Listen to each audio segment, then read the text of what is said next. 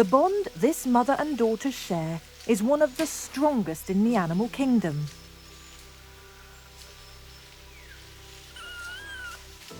It's a powerful reminder of how much the Jungle School students have lost, but what they make up for in their connections with each other.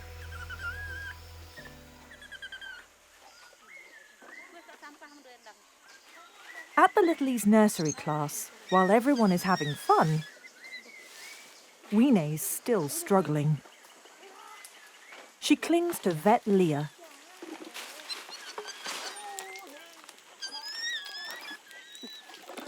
Milk time gets everyone excited.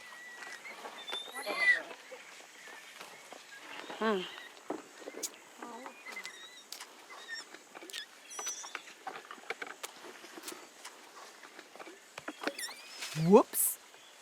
Mima's having a rough day too. She would usually chase that bottle, but that's a lot of effort. She spies someone else's bottle. Busted! So she throws a tantrum.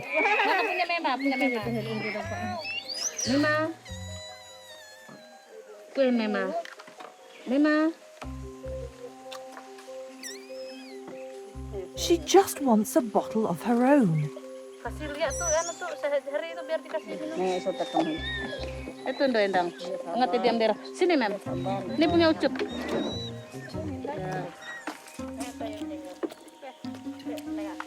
Finally, all's right with the world.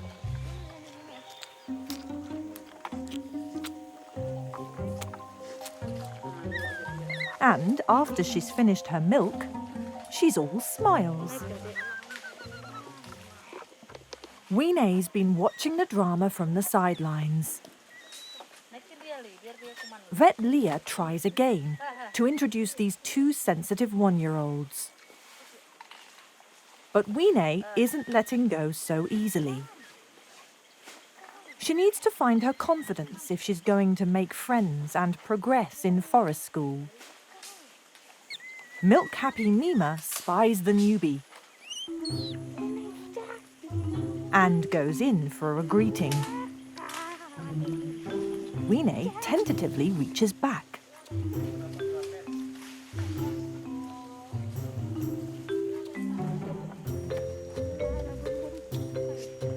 It's the briefest of contact, but as Mima grabs a snack, Weene finally leaves Leah.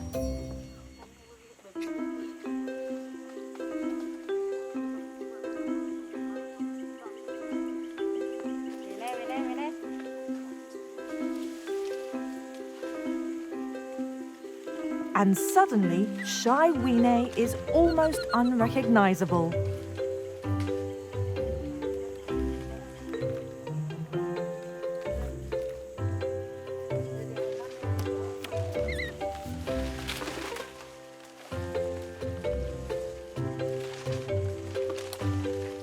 She even starts to play with Genios, whom she's never met before. In a matter of minutes, Weene's turned a corner, and all it took was a helping hand from a new friend.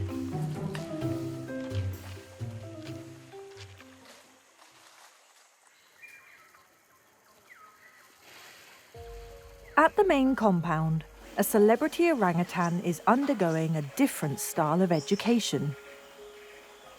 Alba, the world's only known albino orangutan, was rescued as an orphan and brought to Nyaru Menteng.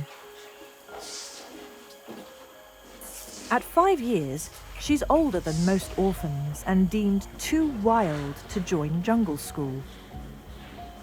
So she's been placed with Unyu, Kika, and Radmala, who are all of similar age and wildness. Due to her albinism, Alba's vision is blurry. So her buddy's support is critical to keeping her natural instincts alive and helping her master their specially tailored lessons.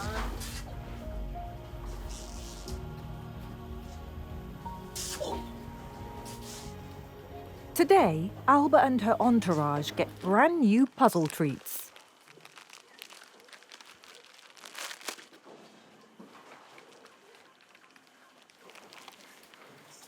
Alba can smell a treat in here, but her ability to access it is hindered by her vision.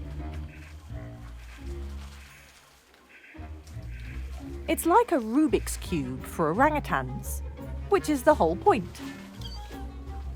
Can somebody help me with this? Maybe I'll just take yours.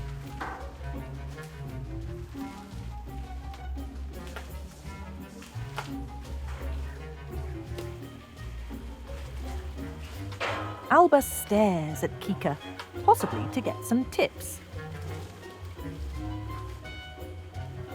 But Kika hasn't figured it out either.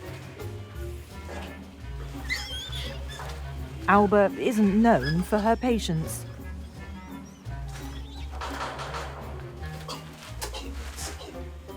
Despite her poor eyesight, Alba's found a tiny snack.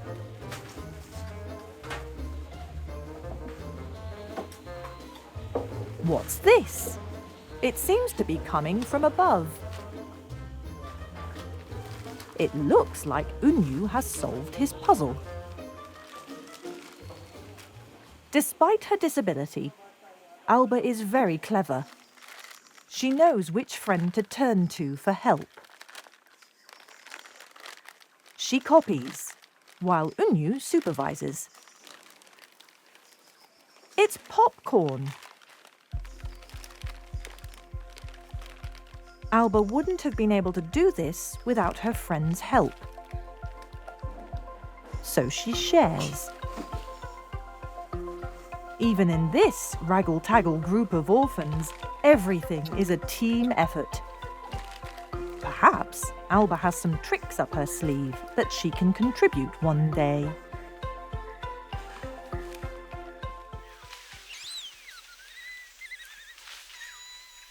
Knowing how to be an orangutan seems to come more easily for some students than others. In the junior group today, climbing class is in full swing. This is a social playtime.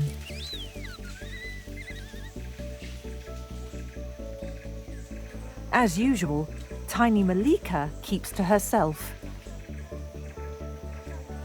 She spent the first 18 months of her life in the home of a village woman who treated her like a human infant.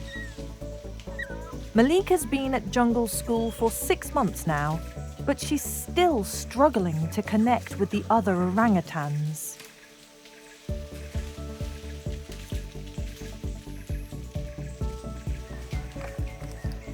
She was so young when her mum died. It's likely she has no memory of ever being in the trees. Because she's the worst climber, it's sensible that the clumsy 2-year-old practices where she doesn't have far to fall.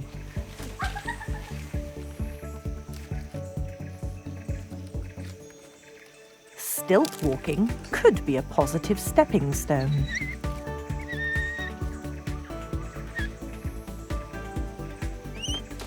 Sometimes being an orangutan is just too hard.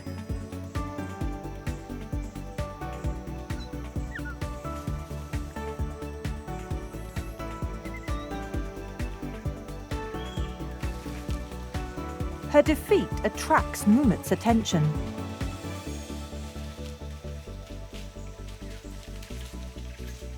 It's as if he's curious as to why she doesn't get up. And he seems to be encouraging her.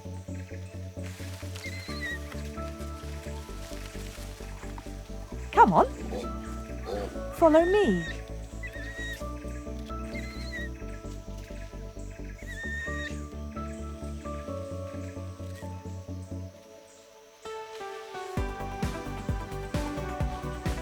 It looks like Malika has finally made a connection. A little bit of confidence is enough to get her on the first rung of the ladder. Hey Love Nature fans! Be sure to like and subscribe to catch all our wild animal stories. Get closer to nature right here on YouTube.